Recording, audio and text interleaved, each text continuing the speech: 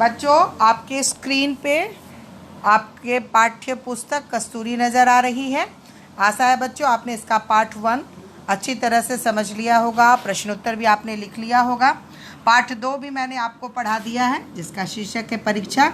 आइए बच्चों, आज मैं आपको परीक्षा का प्रश्नोत्तर बताती हूँ। 2-1 स्टार्ट। बच्चों, आपकी स्क्रीन पर क्लास 6 पार्ट 2 पाठ का नाम है परीक्षा। इसका सर्वप्रथम मौखिक प्रश्नोत्तर मैं आपको बता रही हूँ। पहला प्रश्न है, सुजान सिंह किस रियासत के दीवान थे? सुजान सिंह देवगढ़ रियासत के दीवान थे। सुजान सिंह ने रियासत की कितने वर्ष सेवा की? सुजान सिंह ने 40 साल तक रियासत की सेवा की। सुजान सिंह किस तरह के दीवान थे? सुजान सिंह अनुभवशील, नीति कुशल तथा सुयोग्य दीवान थे। राजा ने सुजान सिंह पर कौन सी शर्त लगाई?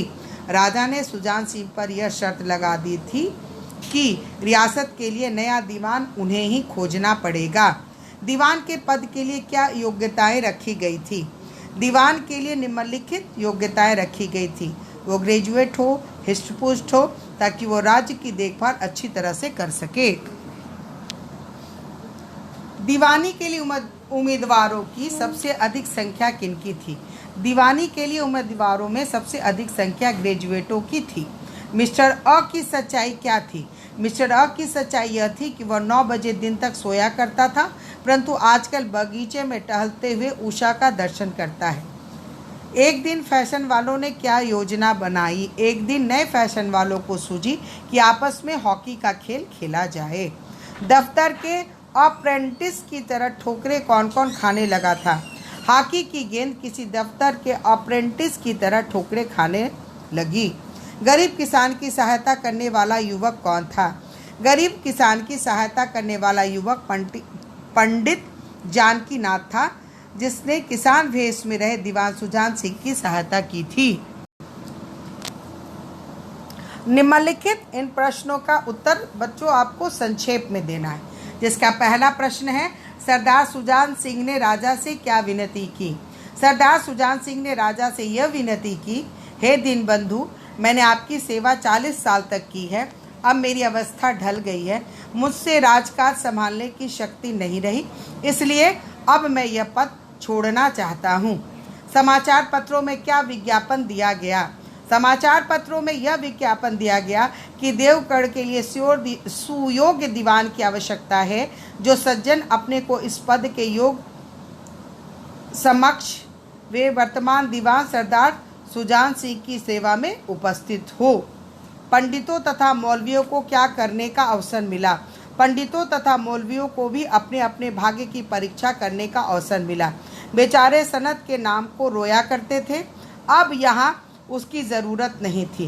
रंगीन एमामे, चोंगे और नाना प्रकार के अंगरखे और कंटोप देवगढ़ में अपनी सजदत दिखाने लगे।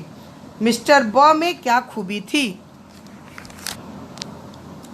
मिस्टर ब को हुक्का पीने की बुरी लत थी, पर आजकल बहुत रात गए किवाड़ बंद करके अंधेरे में सिगार पीते थे। कौन सा उम्मीदवार किताबों से घृणा करता था?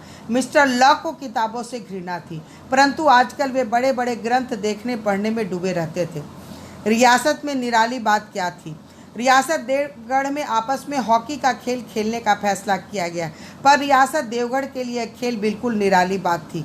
यहाँ के लोग शतरंज और ताश जैसे गंभीर खेल खेलते थे। दौड़ धूप के खेल बच्चों के खेल समझे जाते थे। किसान के भेष में रियासत का कौन सा प्रमुख व्यक्ति नाले पर बैलगाड़ी लिए खड़ा था? किसान के भेष में स्वयं रियासत देवगढ़ के दीवान सरदार सुजान सिंह थे, जो नाले पर बैलगाड़ी लेकर खड़ा थे। युवक ने किसान को दुविधा में फंसे देखकर क्या कहा?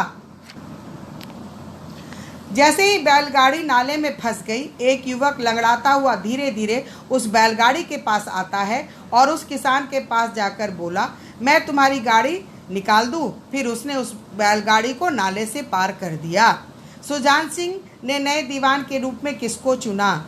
सुजान सिंह ने उसी युवक को राज्य के नए दीवान के रूप में चुना, जिसने उनकी बैलगाड़ी को नाले से निकालने में सहायता की थी। सुजान सिंह ने पंडित जानकीनाथ में कौन कौन से गुण पाए?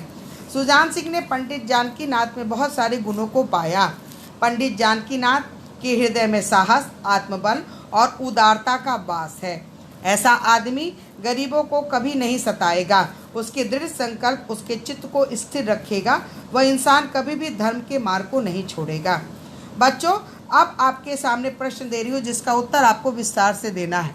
जिसका पहला प्रश्न है, परीक्षा कहानी का सार अपने शब्दों में लिखिए। सार का अर्थ होता है सारांश या अर्थ। प्रस्तुत कहानी परीक्षा मुंशी प्रेमचंद्र द्वारा लिखित एक ऐसी कहानी है जो हमें यह बतलाता है कि यदि किसी व्यक्ति को उच्च पद पर स्थापित करना है तो उसके अंदर क्या क्या योग्यताएं होनी चाहिए।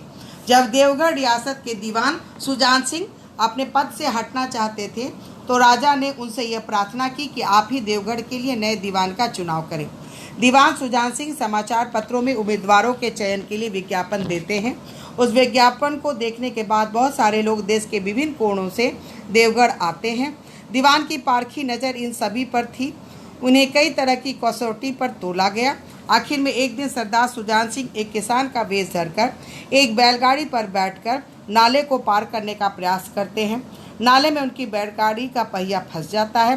तभी लंगड़ाता हुआ एक युवक आकर सुजान सिंह के बैलगाड़ी को नाले से पार कराता है। जब दीवान की घोषणा करने का समय आता है तब सुजान सिंह उसी युवक को, जिसका नाम पंडित जानकी दास था, पंडित जानकी नाथ था, देवगढ़ का नया दीवान नियुक्त किया। बच्चों, दूसरा प्रश्न है, दीवान के पद के लिए किन किन गुणों वाला व्यक्ति योग्य था। दीवान के पद के लिए ऐसे पुरुष की आवश्यकता थी जिसके हृदय में दया हो और साथ ही साथ आत्मबल भी हो। हृदय से वो उदार हो, जो आपत्ति का वीरता के साथ सामना करे और इससे रियासत का सौभाग्य बढ़े। इस कहानी के आधार पर बताइए कि एक उत्तम शासक में क्या क्या गुण होने चाहिए। इस कहानी के आधार पर एक उत्तम शासक को दयावान, चरित्रवान तथा उदार होना चाहिए, जिसके हृदय में दया हो, जो आत्मबल से भरा हो, जो विपत्ति में अपनी वीरता के बल पर अपने रियासत के सौभाग्य को चमका दे, जो अपने साहस, आत्मबल और उदारता से अपने रियासत का दिल जीत ले, जो गरीबों की सहायता करे, उसका दृढ़ संकल्प उसे अपने चित्त से डिगने न दे, जो दान धर्म से भी पीछे ना हटे। बच्चों, चौथा प्रश्न है, पंडित जानकीनाथ का चरित्र चित्रण अपने शब्दों में कीजिए। पंडित जानकीनाथ एक ऐसे पुरुष थे जिनका चयन देवगढ़ के दीवान के रूप में हुआ था। वो हृदय से दयालु थे। उनके अंदर आत्मबल कूट कूट कर भरा हुआ था। वो उदार हृदय के थे। वो आत्मबल से भरे हुए थे। उनका चित्त स्थिर था, जिससे वह गरीबों की सहायता सदैव करेंगे। वो अपने धर्म के मार्ग से कभी भटकने वाले नहीं थे। बच्चों, पांचवा प्रश्न है, इस कहानी की भाषा शैली की चर्चा अपने शब्दों में कीजिए। मुंशी प्रेमचंद्र का जन्म काशी के समीप लमही गांव में हुआ था, जो कि उत्तर प्रदेश में स्थित है। उत्तर प्रदेश में खड़ी हिंदी बोली जाती है। यह भाषा बोलने और सुनने दोनों में बड़ी मीठी लगती है। प्रस्तुत कहानी परीक्षा में लेखक ने सामान्य शब्दों का प्रयोग किया है। उन्होंने बहुत कठिन व्याकरणिक शब्दों का भी प्रयोग नहीं किया है, इसलिए यह कथा हमें आसानी से समझ में भी आ पा रही है। सीधे भाषा का प्रयोग करने से यह कहानी हमारे हृदय में उतर जाती है। बच्चों, ये प्रश्न उत्तर अब समाप्त हुआ। जैसे आप सुंदर से अपने कॉपी में उतारेंगे और आगामी क्लास में मैं आपको इसका रिवीजन वर्क दूंगी, जिसे आप अपने कॉपी में अच्छे से उतारेंगे और उसके बाद आपको टेस्ट के प्रश्न उत्तर दिए जाएंगे।